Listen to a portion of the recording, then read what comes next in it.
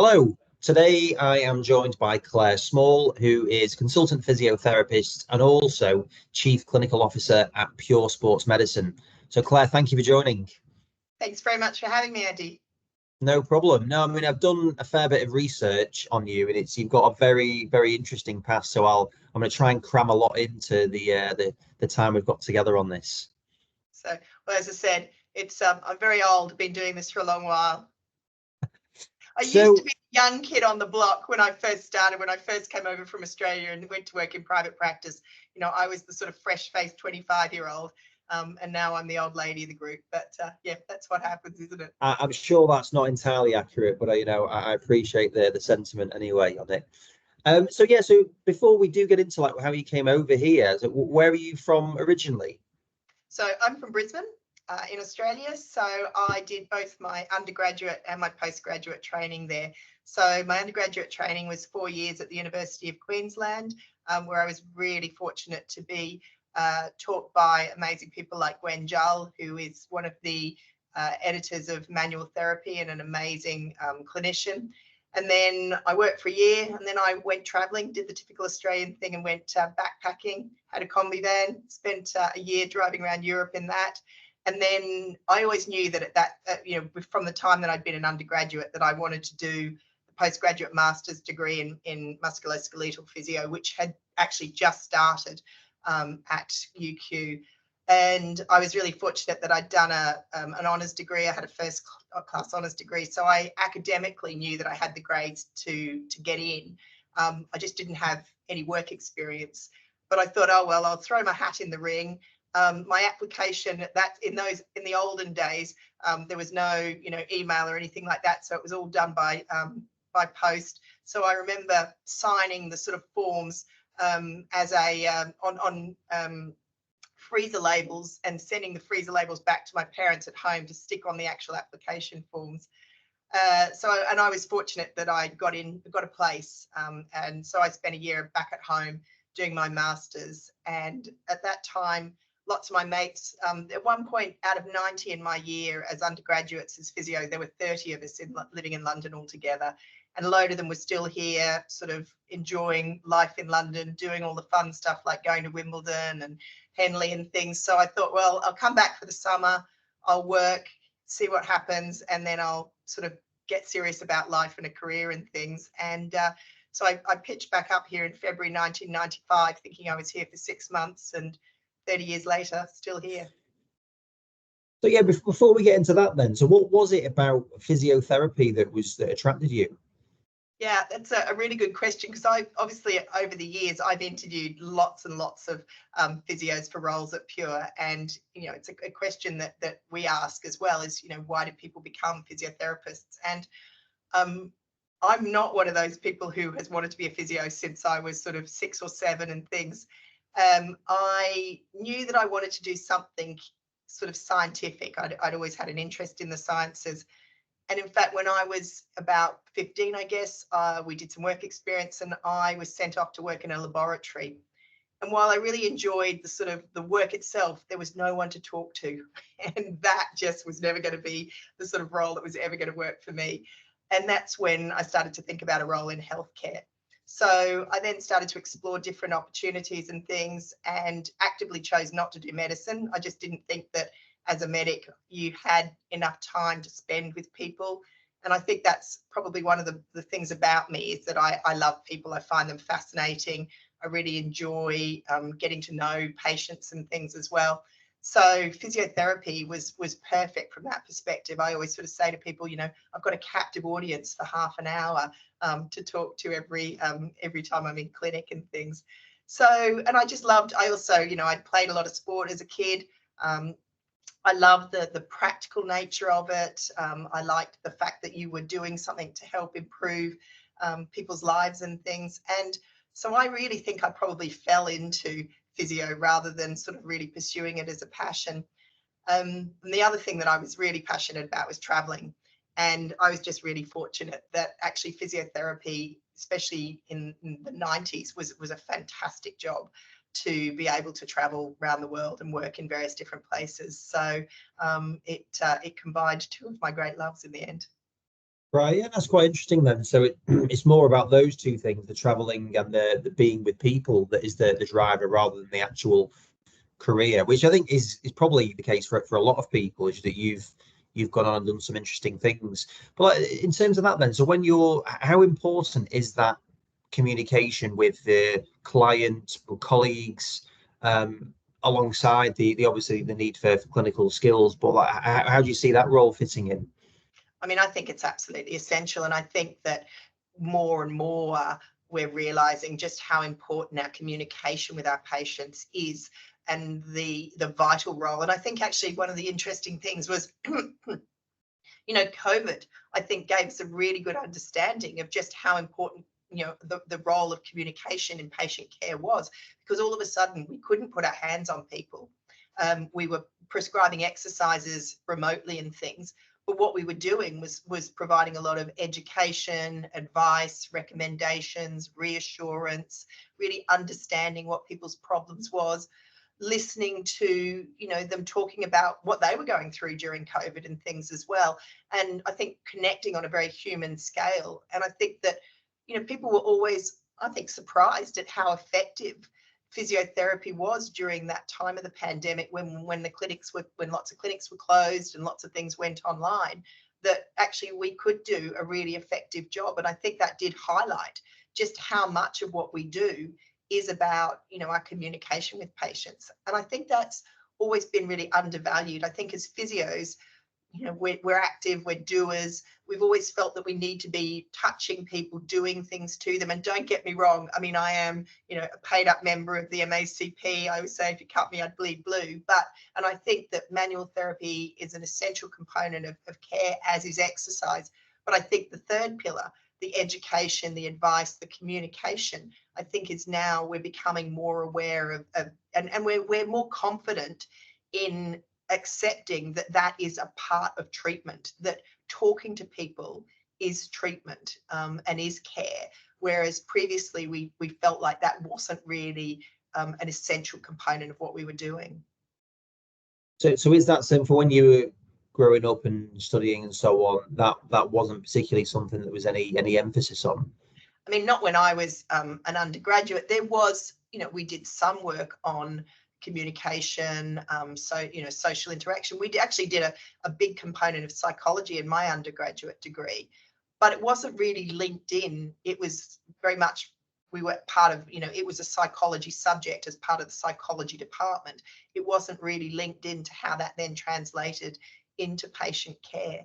And I think that, very much the emphasis was on things like, as I say, manual therapy, exercise, electrotherapy, and the communication side of it wasn't really emphasized in the way that it is now. We were taught, I grew up in sort of under the Maitland sort of scheme, so very much the sort of taking a subjective history from a patient was seen to be really important, listening to the patient and understanding them. But I don't think that the idea of educating a patient and providing advice and providing reassurance, I mean, I actually think that that is a huge component of what we do. You can see it in people's faces and their body language and things when you tell them that, this is something that will get better, or this isn't something that they need to be unduly concerned about, or they haven't slipped a disc, or they haven't trapped a nerve. You can just see them visibly relax, and you just think, well, part of, a lot of my job's already been done. Yeah, no, well, yeah, but definitely, I know whether I go for treatment or anything that you're doing, is I think that interaction with them, you can have the same message but delivered in a completely different way, and it does have a massive impact on how you feel and how you buy into whatever it is that you're going in to do as well. And I think that's where, I mean, I know with this whole idea of this hands-on, hands-off debate, I mean, as I say, I'm a manual therapist. There's the paper that's just recently been published by Roger Carey and his colleagues about sort of a modern day paradigm to teaching, using and explaining manual therapy. It does really talk about the power of touch. And I think that, what I feel that I do when I'm treating my patients is that as I'm treating them with manual therapy, hands-on work, is that I'm also talking to them at the same time, explaining what's going on, talking to them about pain, physiology, educating them, but doing it in a way where I'm also touching them, which I think does add a power to what you're saying. And we know that, we know when people are, upset, that, we instinctively reach out and pat them on the back or give them a hug and things. We don't just sort of stand at a distance and talk to them. Yeah, no, I think it's really interesting as well. Like from on like the business side, with AI is exploding in the last few years. Everyone's looking at this now. There's a lot of jobs which they're saying they're going to be reduced, redundant, and so on. However, there's also, it means the skill sets of communication of those things that unlikely, certainly, well, in my lifetime, to be able to be replaced. But like, how do you look at that from both within the business side, but also like the healthcare side? Yeah, I mean, I think when we started as a company, Pure Sports Medicine, 20 years ago, we set ourselves up to be paper free. So we've had a computer in every room. We've had online, notes right from the word go. We've done a lot of work in terms of linking our practice management system with the exercise prescription software. That was one of the things that we got one of the groups to do through an API and things. So I think the use of technology to make things easier for clinicians and for the admin team is absolutely essential. And one of the things that we're looking at the moment is using AI to improve our letters and dictation and things like that, potentially looking at how it captures notes and things. So I think that there is a real role for AI within healthcare that can actually, the way that we look at it is, what can we get technology to do to free up the time to allow everybody in the organisation, the clinicians and the admin team, to really focus on people and communicating with them and spending time with them. So, for example, our front of house team, we've introduced recently, an effective online booking system, a central booking team, so that when people come into the clinics, that the reception staff that are greeting them are able to look them in the eye, have a chat to them, speak to them, and give them some information about what's going to happen, rather than be bent over their computers or on the phone talking to people. So I think that's how we should be thinking about using technology, is not just technology for technology's sake, but what can we do with technology that means that we free up the time to allow people to then do the stuff that technology is never going to be able to do, to really have that human interaction and engagement with people. Yeah, no, I definitely agree with all of that, and we may come back to it later on. But it's going up to you. So when you've gone travelling, then you end up in London. So what was the plan at that point, other than being there for 6 months? Well, that was the plan. Having a lot of fun, enjoying myself in my 20s. I wasn't necessarily planning on getting serious about a career, but in fact, I was really fortunate. I managed to, there was an opening at a private physiotherapy clinic in Fulham with a gentleman called Peter Wells, who he'd been out to Australia and studied with Jeff Maitland. He was teaching a lot of Maitland courses in Switzerland. He was working alongside people like Greg Grieve, and he was also done a lot of stuff with David Butler and teaching a lot of, at that stage, neurodynamic courses. So I went to work with him and a number of other amazing physiotherapists, and just spent time really consolidating the work that I'd done in my master's. So I think one of the things when you go away and you do a master's is it almost sort of deconstructs you to an extent. You've got time and the sort of the latitude to to really look at have your patient management critiqued, have your thought processes and your clinical reasoning challenged, challenge yourself, be challenged by the people that you're studying with and things. And I think a lot of people who I'm sure can relate to this, sometimes you come out of doing an MSc and you feel like you're a worse clinician than you were when you went in, because you kind of, you went in with these sort of ideas and beliefs about how things worked, and you were pretty sort of, you held on to those, and so you just kept working through that process, and all of a sudden these beliefs and these ideas that you had were being challenged and questioned and things and contradicted. So I think when you come out of that sort of program, you do just need to go and get some clinical mileage under your belt, and that's what I say to to any of my team who've done an MSc is, you know, don't be trying to jump into the next course immediately. Just spend time treating patients and putting what you've learned into practice and consolidating your reasoning process and things. So I worked for Peter. In fact, I worked for him for 9 years. As I say, I thought I might be around for 6 months or so.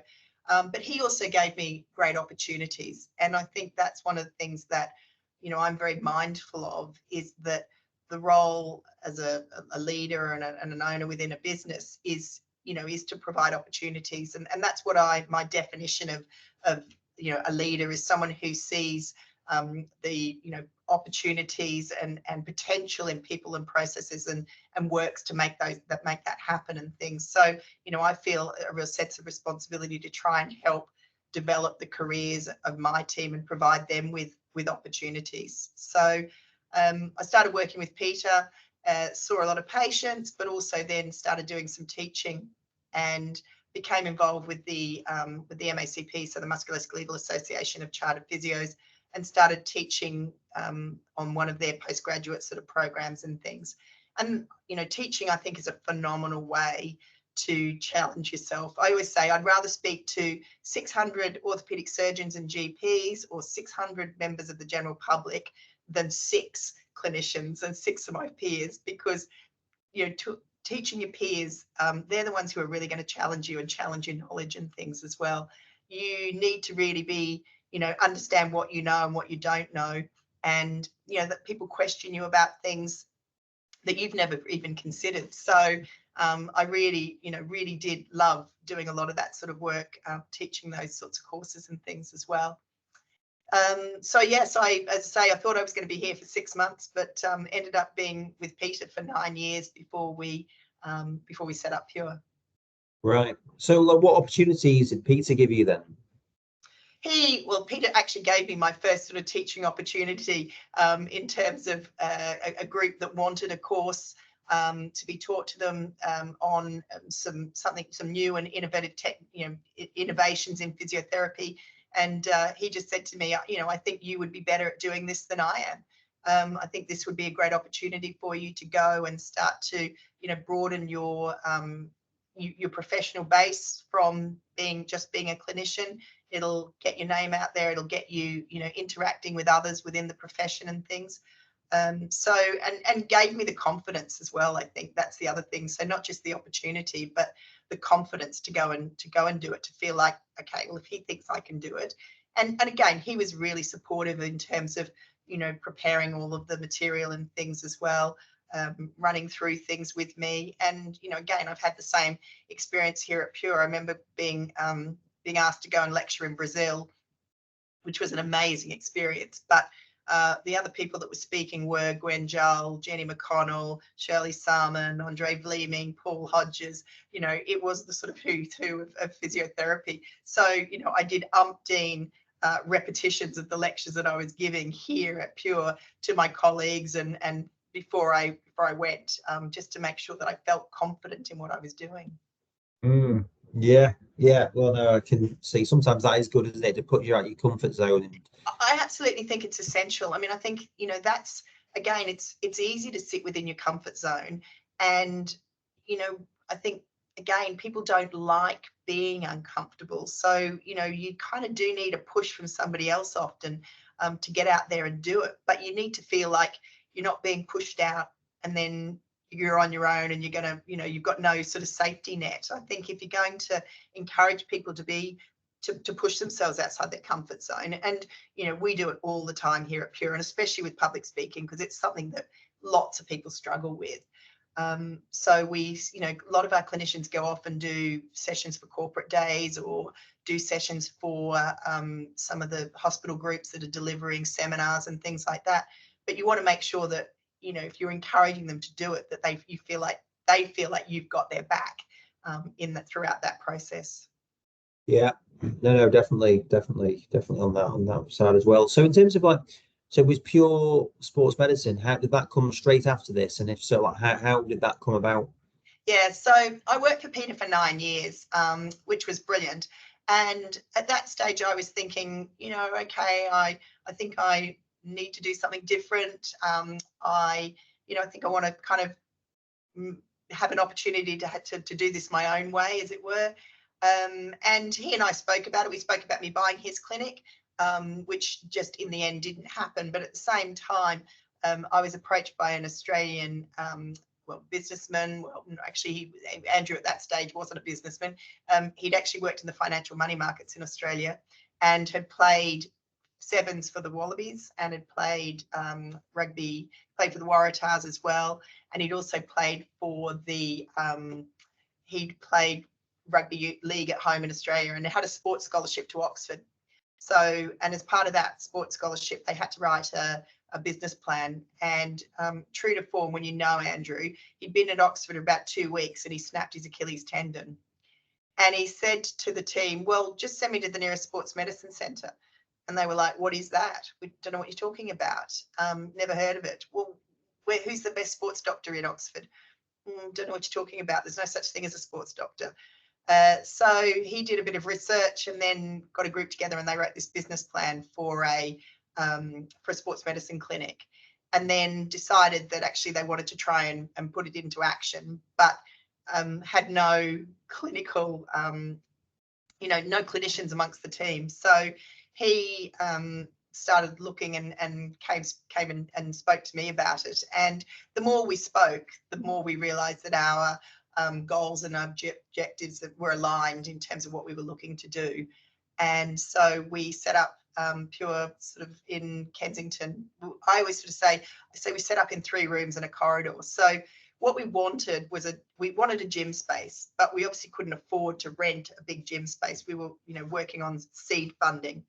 And so we were very fortunate to find 3 rooms above a David Lloyd club in Kensington, where they allowed us access to the full gym. So we basically had gym space that we could use. We had studio space, and then we had these 3 clinic rooms. So that's where we started. And we started with myself and a sports and exercise medicine consultant. But in fact, at that stage, there wasn't even, the specialty didn't exist here in the UK. So he was a sports doctor, but he was an Australian SEM consultant who came over. So we brought him over to work with us and help us get the business started and really start to develop the idea of sports medicine in the UK. So, because at that stage, there was a sports and exercise medicine course running down in East London at Queen Mary, which is still there and is, been going strong for a long time. And in fact, David Hughes, who was our first sports doctor, had done the course, had come from Australia, done the course probably 10 years prior to that, and then gone home. And then in Australia, they'd really taken the idea of a specialty in sports and exercise medicine forward, and they developed a specialty. They had an exam program, they had a college and things that didn't exist in the UK at that time. So he agreed to come and work with us. So it was he and I in these 3 rooms in Kensington, and we started from there. And as I say, we had a very small amount of seed funding from 2 angel investors who in fact are still investors in the business. So they have supported us massively throughout that whole time. And we really operated on a shoestring. So we had a receptionist. That was one of the things that I said right from the word go, is we do not open a clinic until we've got, clinicians don't deal with money. It's we want to be there for the patients. We want a receptionist to answer the telephone. So we employed receptionists and David and myself, and basically we did everything else other than that. And so because we then had really low margins, we were really fortunate with the rent and things, we could then start to turn a profit fairly quickly. And we then recruited other clinicians. So our first 2 physiotherapists that we recruited are still with us, which is brilliant. So Rebecca works part-time at our bank clinic. She's a mum of 2 teenagers. And Sam Wild is actually one of our group clinical managers. So it's been great that they've stayed and grown within the organisation. And I think that's one of the things that, I would say we're proudest of, is that the people that we started with are still with us. Yeah, no, that's amazing then. So what was it, do you think, what was the shared thing other than the facility? What was it that you shared with Andrew then that you just really thought, yeah, we're synergistic here? Yeah, so I think there were 2 things. One, we wanted to provide clinically excellent care for patients. So we wanted to really provide something that we felt was, world-class healthcare. And the multidisciplinary team approach, so having doctors working alongside physiotherapists and things and working together, was a big part of that. And then the second thing was we also wanted to make sure that it was a place where clinicians could really develop into truly excellent clinicians. So we both wanted, I think it was probably the excellence piece, we wanted to do it properly.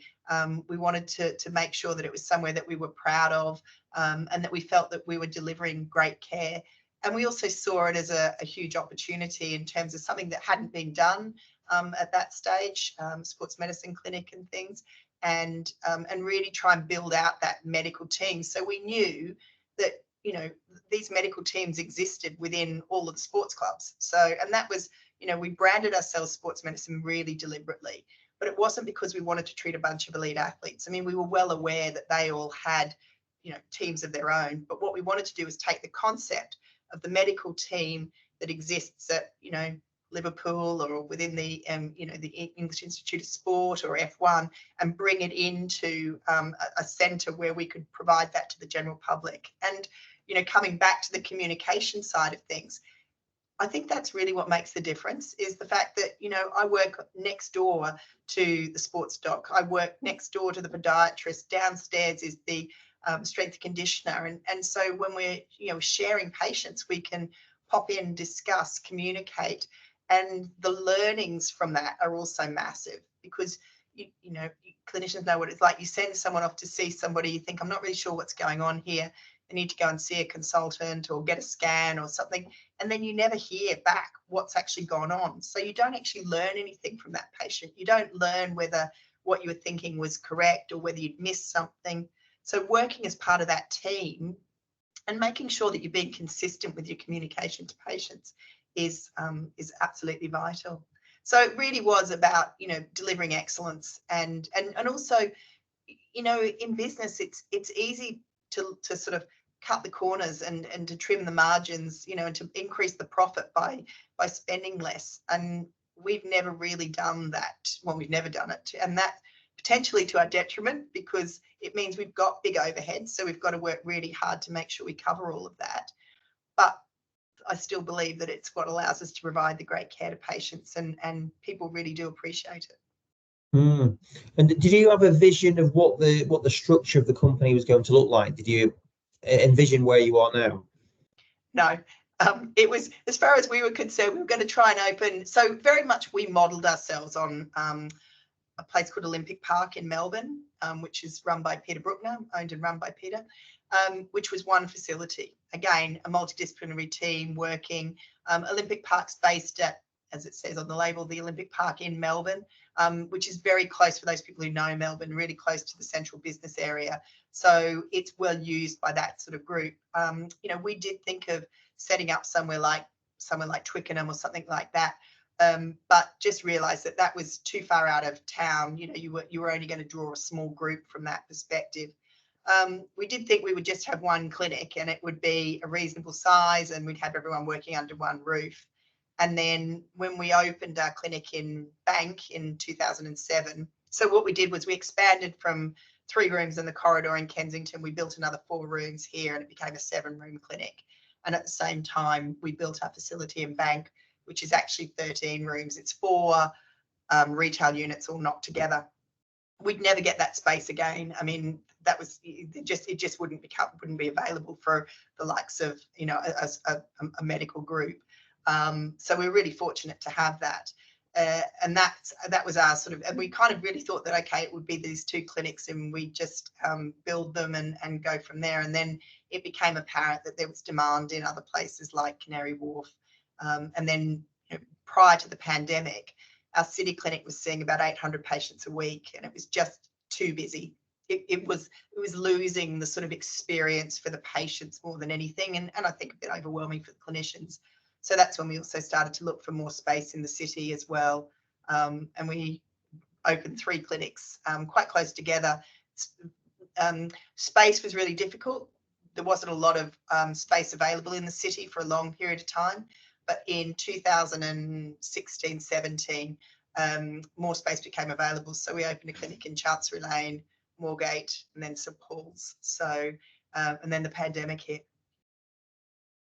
Yeah, no, that's definitely challenging times. And then so for being able to deal with those things, but have you always had an interest in business, or was that sort of an aspiration of yours? I mean, I think, and I think this is very much an Australian physio thing. I think when you go into physio in Australia, I think you always envisage that you will run your own practice at some point. But again, probably the vision is a small suburban practice where you've got 4 or 5 rooms, and it's more of a, potentially, I guess, a lifestyle business, but you're running your own business. And so I always had that vision. I've always enjoyed finance and the business aspects of things. I just never envisaged, I didn't envisage something where we've got 150 staff and 8 clinics. And had you done much before that then in terms of like preparing, or like what was your experience of this in like, before Yeah, doing it? I think that my experience was I'd worked for myself for 9 years working for Peter. So I understood what it took to actually build a business and to build a list and what was required from all of that perspective. I also understood the importance of building the relationships in terms of how best to promote yourself. So the building the relationships with consultants and GPs and things. I also knew that the sports and exercise medicine consultants that I was working with here at Pure were people that my colleagues and friends within the world of healthcare. So the other physios that I knew, that they would engage with them really effectively as well. And that if I could just so the first thing that we did is I got a group of 30 together in a conference room here at David Lloyd, and got one of them to speak about management of groin pain.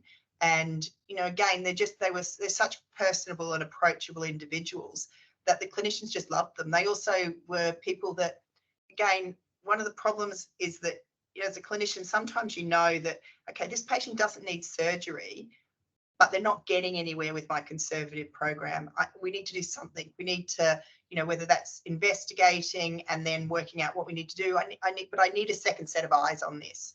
And sometimes sending people to the orthopods, doesn't always necessarily provide that insight into the rehab side of things, because that's not their area of expertise. They're surgeons, and very appropriately they would send the patient back saying, this patient doesn't need surgery. And you're like, okay, well, I'm not really any further ahead than I was previously because I knew that. And I think that's where the sports and exercise medicine consultants really add to that multidisciplinary team. Don't get me wrong, the surgeons are absolutely vital for people that need surgery.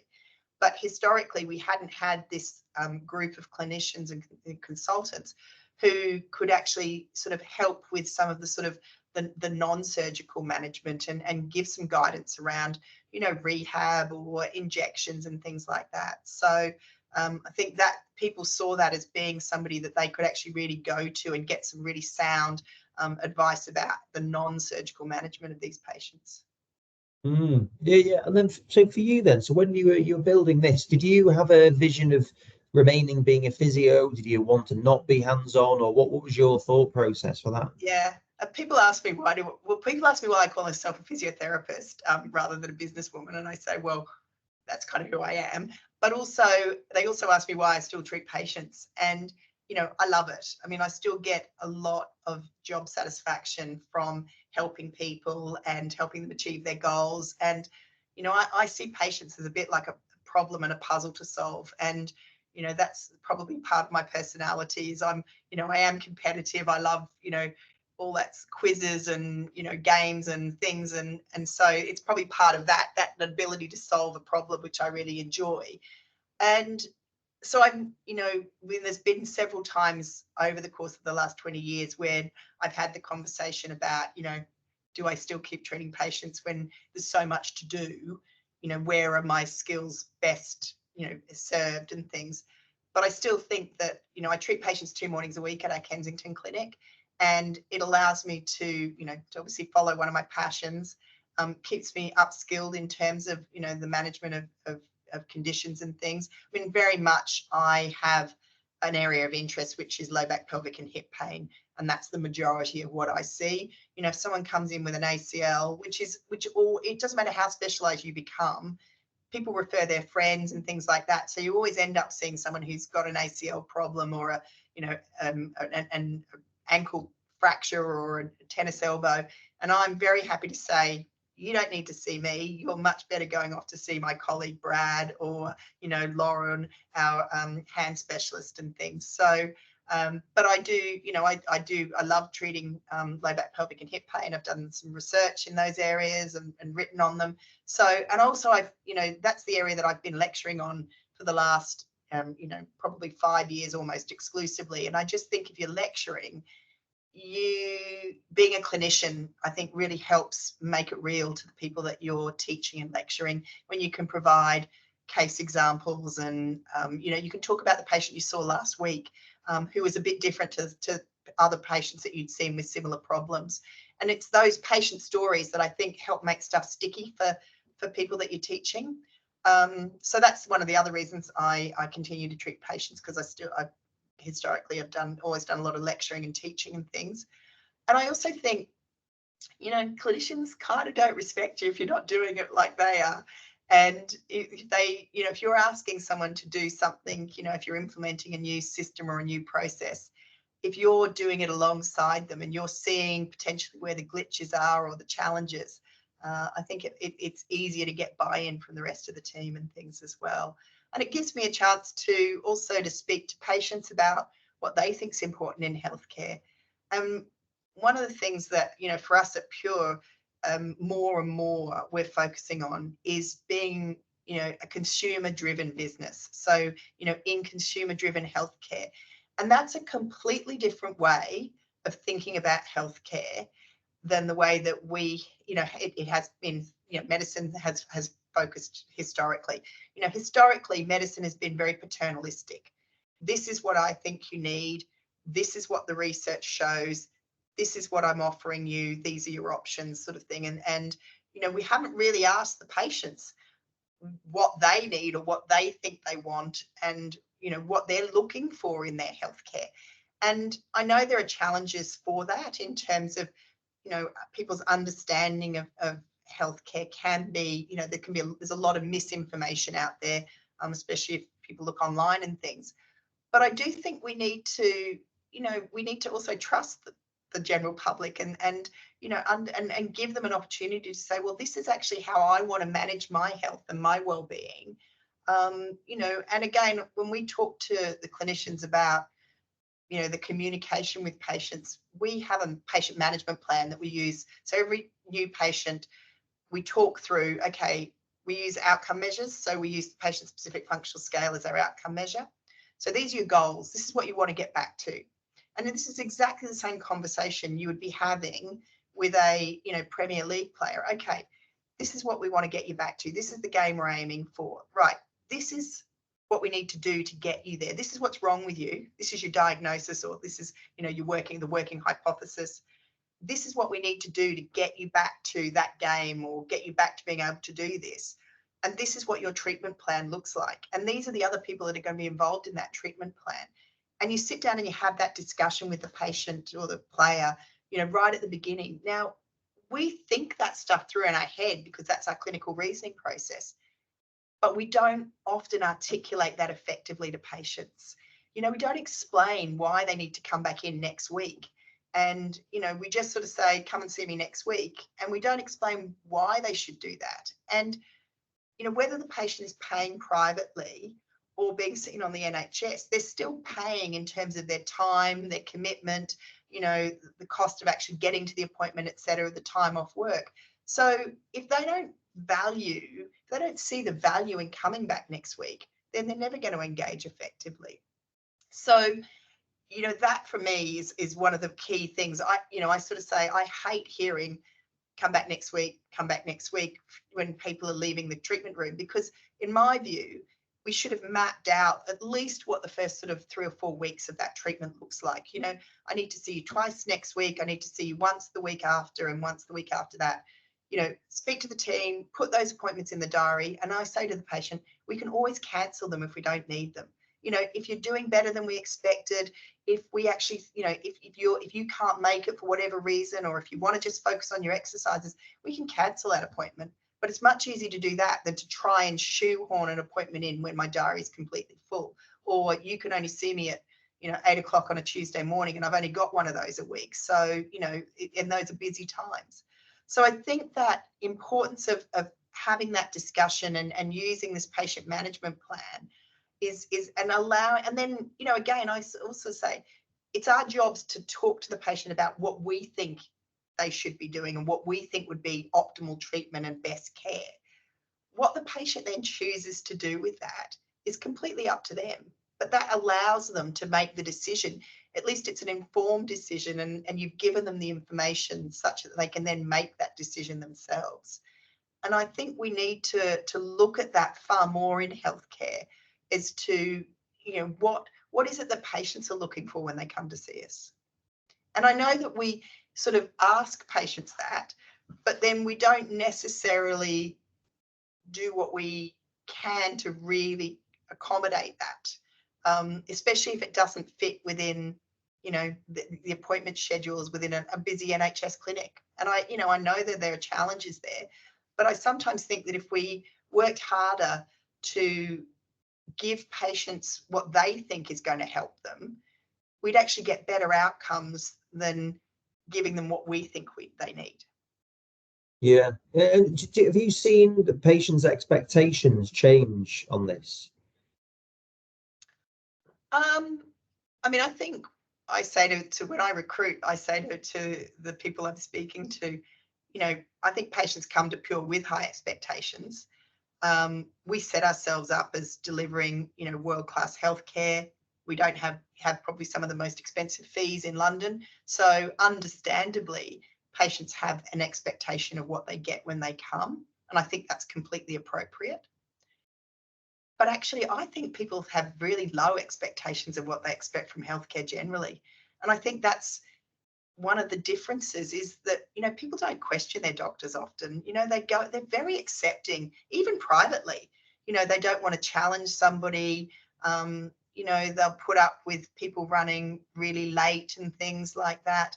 I think it's changed a little bit, but I think it used to be, that people would go and see a consultant in Harley Street and they'd keep them waiting for an hour. I say to these consultants, look, these city boys can buy and sell you in an instant.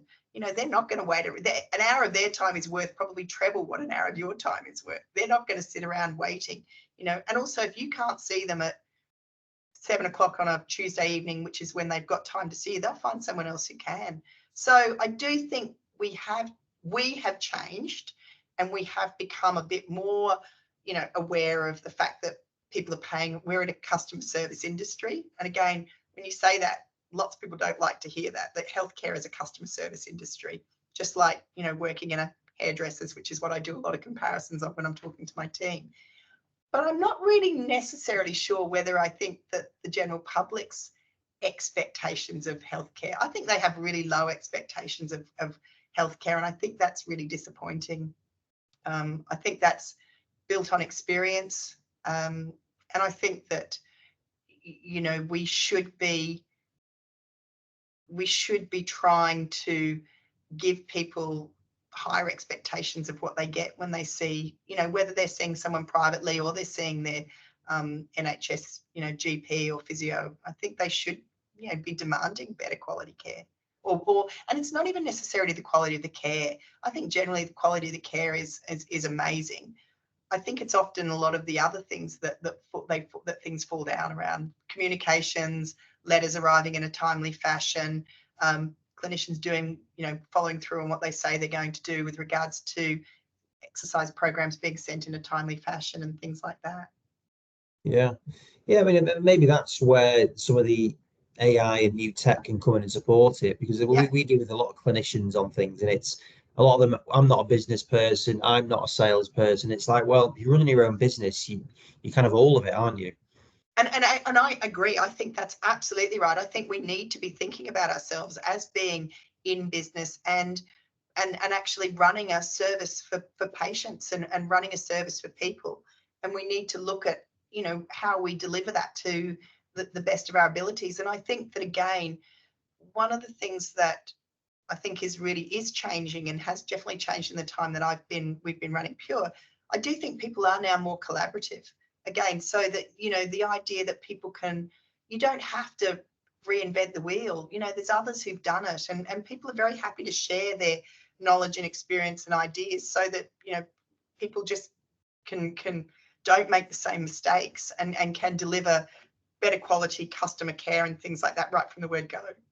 Well, with the people that there's almost a reluctance to be pushing anything or to be shockwave in our instance or whatever for a new service. They don't want to feel like they're selling to the client. No, and clinicians are really rubbish at it. I mean, you know, I always say, you know, we've got things like the force decks, you know, we've got shockwave, and I just know that we're never going to be able to charge additionally for those services because the clinicians, it's just, you know, they're just not comfortable doing that sort of thing.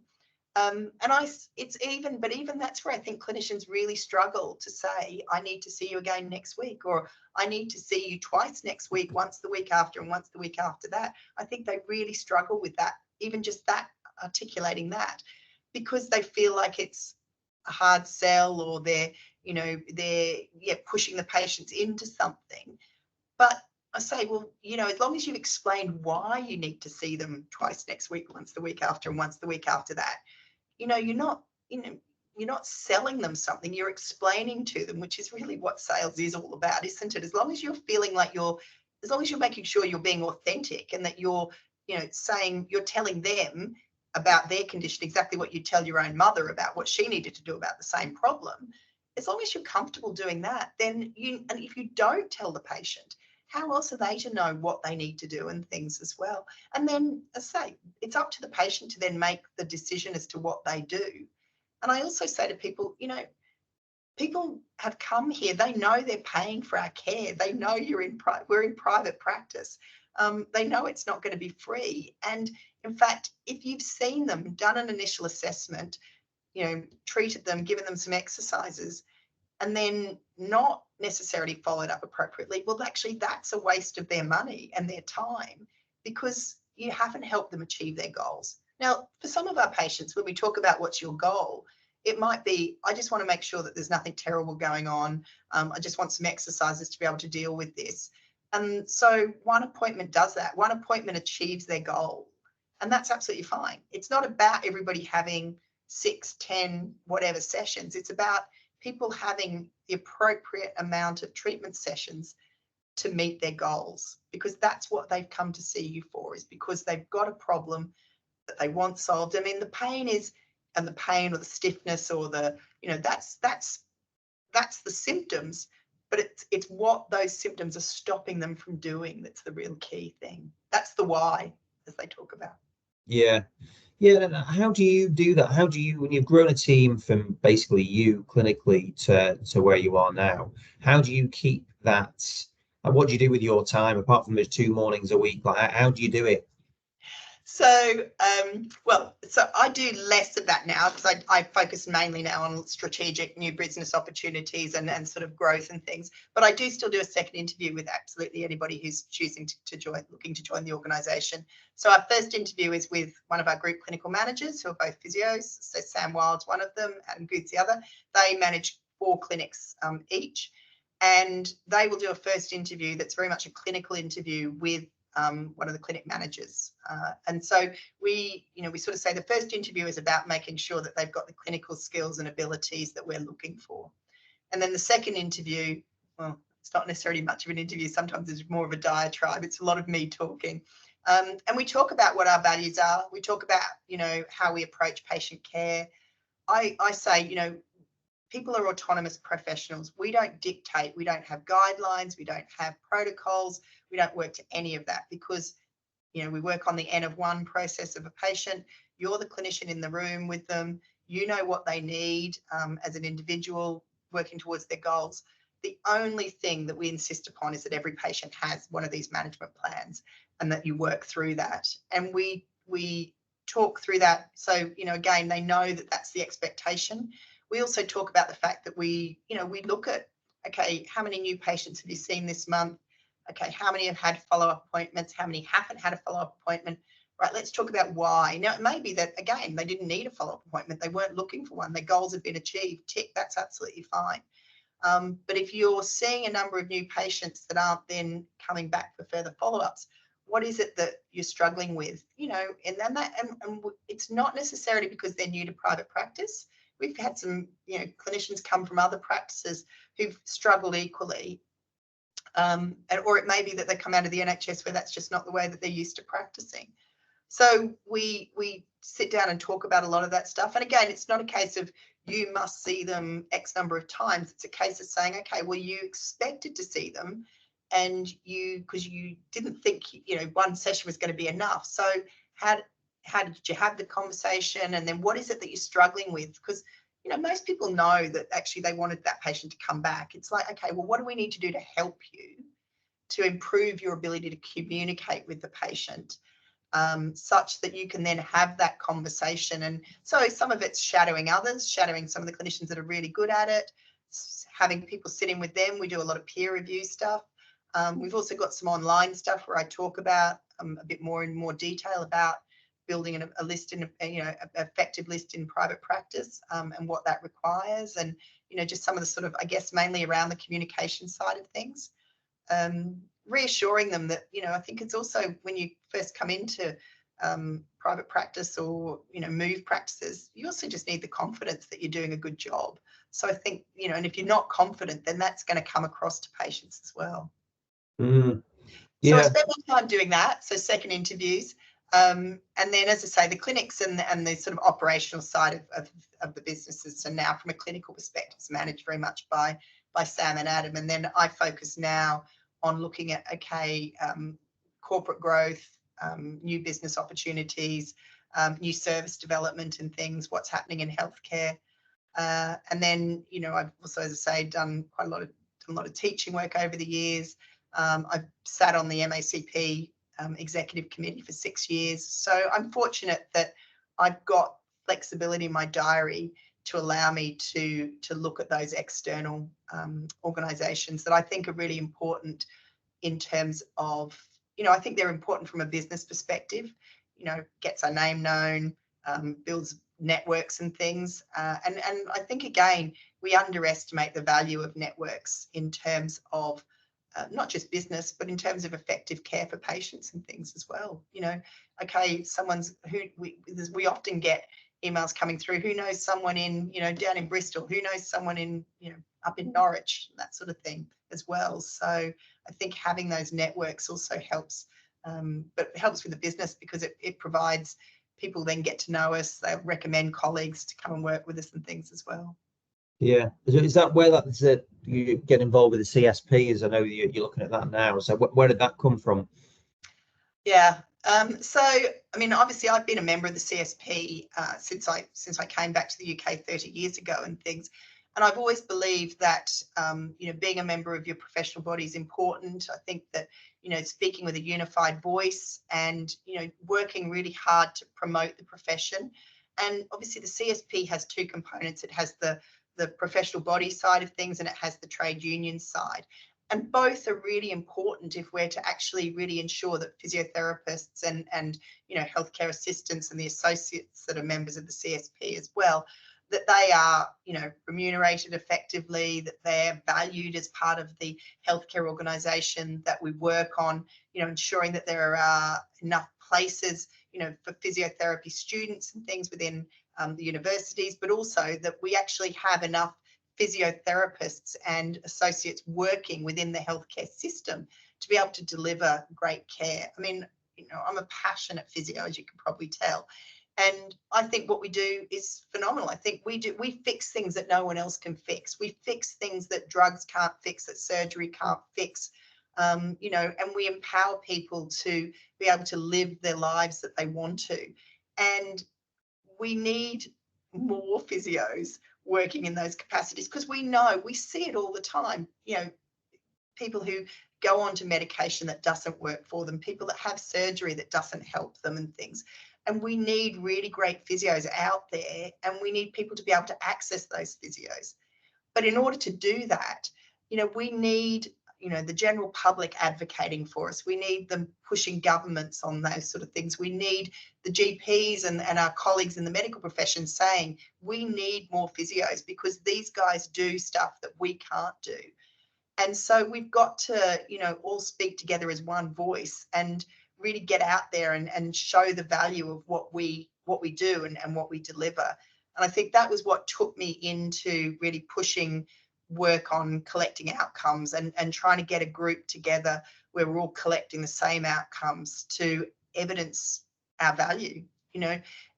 Again, healthcare, privately especially, has always just been based on a fee for service. So within the private medical insurers, okay, this is what we pay for physio, £40 a session. And it's like, but, you don't know whether that's why you're not measuring the effectiveness of that £40. Like, do you not think that maybe paying somebody £50, £60 and hoping to raise the standard of the care that people are providing, but actually measuring the outcome of that care and seeing whether it's effective is the way that you should be looking at it. We really should be talking about value-based healthcare. And the only way you can really look at value is by measuring effectiveness. And at the moment, in the private sector, in the independent sector, no one is measuring effectiveness, which is why we've really then pushed on with this project to collect a common set of outcomes that we can then start to compare organisations, and we can start to go to insurance companies and say, look, we've got the evidence that we make a difference. Yeah. No, I think that's really powerful. And we've seen a big shift in the last 4 years since COVID of just the NHS being struggling with being able to look after things from the MSK side. But I think it does need people like you and organisations like yours that are helping drive that, because you've done it. You've kind of done it 20 years ahead of a lot of what these people are doing. So no, I think that's really good. And in terms of another thing that I found interesting from the research was that mateship. Can you explain to me about mateship? I've not heard of this expression before. That's because you're not an Aussie. So yeah, it is actually a big part of Australian sort of psyche. It came probably out of the sort of the First World War with the Anzacs, so the Australian and New Zealand Army Corps, and they talk about them all going off to Gallipoli, so close to where you've just been, and that idea that actually you're looking after each other and working collaboratively together and really supporting each other and things. And again, I think that we are, as a profession, as healthcare providers, we're all stronger if we work together. And I think that's one of the things within our multidisciplinary team. We've worked really hard to beat the hierarchy out of medicine. So when people come to Pure, they don't have to see the doctor first and then the physio and then maybe the strength conditioner or the soft tissue therapist. They're free to come into the service wherever they want, recognising that, one, we trust the patients to kind of know what they want, but also the clinician that they see has really good assessment skills. And if they're not confident that that's who they should be seeing, they'll refer them on. So again, it's this idea that actually we're working collaboratively together and no one's telling anybody what to do. And it's all about the patient. It's not about us as clinicians. And again, I think that's the way that we need to be all working collectively together is that we need to think about, it's not about us, it's about the patients and things. But mateship really is about that idea that it's about working together, thinking about other people, working as a team. And and I think one of the things that people really like about being part of Pure is that team ethos. And we talk about team time, which is where we close all the clinics for an hour and a half each week, and we all do something together, whether it's exercise or CPD or just a lunch or a walk or something. But people like to, people want to work with people they like. The stronger the relationships are, the more effective the working processes as well, because there's a level of trust there that is absolutely essential. And I think that, if I was running the NHS, one of the things that I would be doing is I'd be getting rid of physiotherapy departments, because the physios should be working alongside the orthopedic surgeons, alongside the rheumatologists, alongside the others running MSK services. And so that therefore there's a better collaboration and a better working relationship. But that does require people to sort of get rid of their little fiefdoms in some of those areas and things, and think, actually, how do we do this better and work collaboratively? Yeah, well, it'll be interesting if you do get that job to reform the NHS. That'd be interesting to see how you go there. No. So let's see if I get elected to CSP Council first. And then, yeah, just to kind of finishing off, like, you had the incredible achievement of winning Australian Businesswoman of the Year. So, like, amazing. Congratulations on that. That is an incredible achievement. I'd be interested to know how you won that, but also, like, what your advice to people who want to, well, just advice in general, but related to, like, the business world in healthcare. Yeah.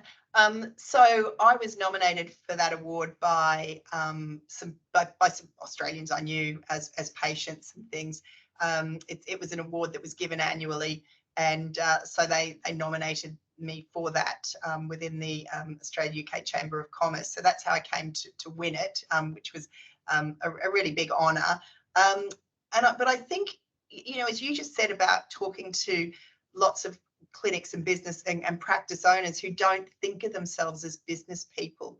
And I think one of the things that we need to do in healthcare is, we need to think of ourselves as being in a service industry, whether that's in the NHS or in private practice.